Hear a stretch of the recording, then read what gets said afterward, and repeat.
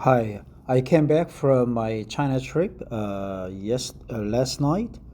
I visited Xi'an again. That was my second visit to the city. Uh, um, Not many things changed except that many storefronts changed its owners. I visited several stores and the owners changed. For example, there was clothes shops, but it was reduced in size, and there were many coffee shops sprouting in the city. Of course, the first brand when you visit China is the Luckin Coffee, and followed by other independent brands like a Coty or some other unknown brands. I saw several more coffee shops throughout the city. So I guess the Chinese people are starting to drink coffee a bit. Like in 5 years, there would be many more coffee shops in Xi'an or throughout China. I expect the Chinese people will pay more for their drinks, and the trip was tremendous. It was fantastic. Food was good, and people were friendly. Chinese people, they seem to be struggling a little bit with a low wage and slow economy. I saw several storefronts vacant, uh, where probably 5 years ago, probably they were filled with nice restaurants or some other businesses. I didn't see many clothes shops, electronic shops. Mostly the shops on the streets are food stalls, food shops, restaurants, some other sorts. So let's that was my China trip. I will continue to post a little bit more. I will continue to read English article because we need to practice English by reading uh, the English materials on a daily basis because we are non-native speakers. I am Korean. I work for Korea Telecom KT, number one carrier and service provider, telecom service provider in Korea. We provide whole gamut of services and products, including mobile services, fixed line services, landline services, voice services, satellite, submarine cable, cloud, and AI services. We are the largest carrier in Korea. Speaking of travel, you get to be more interested in other countries' history and backgrounds in their daily businesses and why they do what they are doing. So I visited Oman, Qatar, UAE in 2012. So let's learn why the Africans disappeared uh, in the Arab lands. This article is by Bunyasiri Buhindi Angela. Where did the Arabs take our forefathers they captured as slaves? We don't Why don't we see black people in Arab lands like we see them in the Western world? Yeah, many Arabs, their skins are dark and their hairs are curly. So I clearly see that they are the black descendants. Probably they, interracial marriage, and they still hold their black forefathers' heritage, physical heritage. Where did the Arabs take our forefathers they captured as slaves. Why don't we see black people in Arab lands like we see them in the Western world? There is a heavy and factual historical question that must always be asked within private and public spaces alike. During the Arab-Indian Ocean slave trade, slaves were captured in Kenya, Mozambique, Madagascar, Tanzania, Malawi, southern Rhodesia, now Zimbabwe, and northern Rhodesia, now Zambia, and they were taken to Zanzibar to be sold. Mombasa was a route for them to pass through. Wow. Where did the Arabs take black people from East and West and Southern Africa? What really happened to them? Why don't we see thriving black populations in Arab lands and as we see them in the Western world? The captured slaves were sold to Central Asian countries, which includes Saudi, Yemen, Oman, Iraq, Syria, Jordan, and Iran, or even Iran. Some were sold to India, Pakistan, and Persia. Wow, I didn't know that.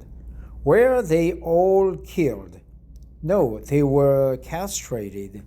All the males were taken through the process of making them eunuchs, right? Eunuchs, which led to the deaths of a very large number of them. Yeah, eunuchs. They castrate their balls, right? They cut off their balls and probably they become, I don't know, sometimes some of them die from the surgery. Not a surgery, it's just brutal cutting off their balls. This was due to lack of proper medication those days. The process was very crude and just a few survived it. This also meant that black seed was completely exterminated and therefore no future generations of black people continued to live in those lands. The black women, on the other hand, served as concubines, household workers, and some were lucky to be married by some Arabs or serve as sex toys for young Arabs to practice on. Wow, toys for young Arabs to practice on. Remember, Arabs are very polygamous, and some men took wives from the slaves. These lot survived better than those that served as servants. Many of the latter died of terrible beatings and mistreatments.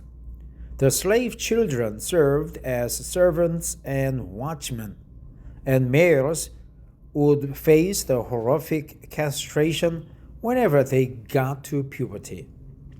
All castrated black men did hard labor jobs, served in their armies and security systems.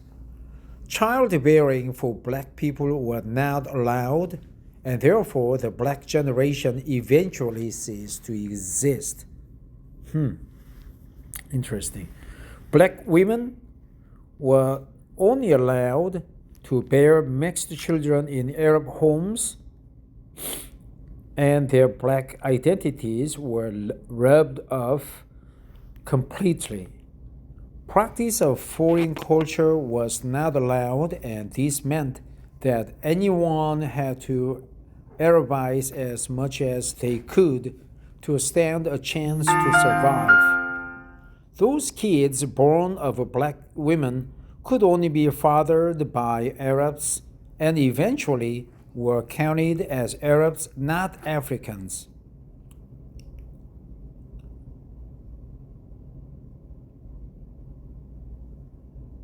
Arabize. Interesting. Since there was no direct black seed within those lands, the black people genetics were completely lost with generation after generation of reproduction. Lost with generation after generation of reproduction. There were no free black people in Arab lands ever, like many were in the West. All black people remained slaves, and a large majority lost their lives, men and women alike. There was no freedom to identify as anything else in Arab lands but as Arabs. Currently in Arabia, they don't teach their populations anything to do with slavery history and how black people lived amongst them in the past. It's like a highly guarded history meant to cut out any genetic links with black people. It also ensures that none of their populations follow up their ancestry to then find out that they have black blood within them. Blackness is highly despised within Arab culture. Today we have Arabs with deeper skin tones. That's good expression, right? Deeper skin tones. We just say black, but deeper skin tones. But they are very few, very mixed, fully Arabized without any black history told to them.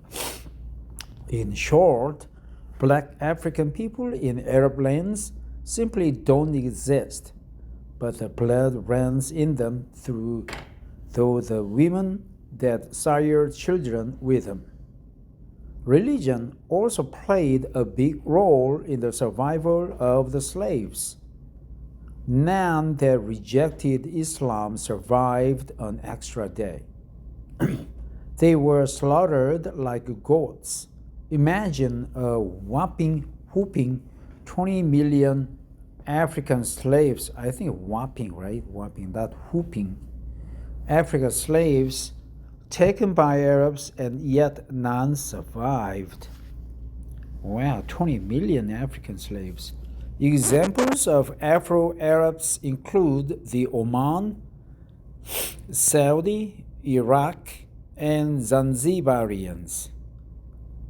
Afro-Arabs include the Oman. Yeah, I saw many black, deeper skin tone people there. Deeper skin tone. The Oman, Saudi, Iraq, and Zanzibarians. What are your views on the way Arabs treated their captured slaves from our lands?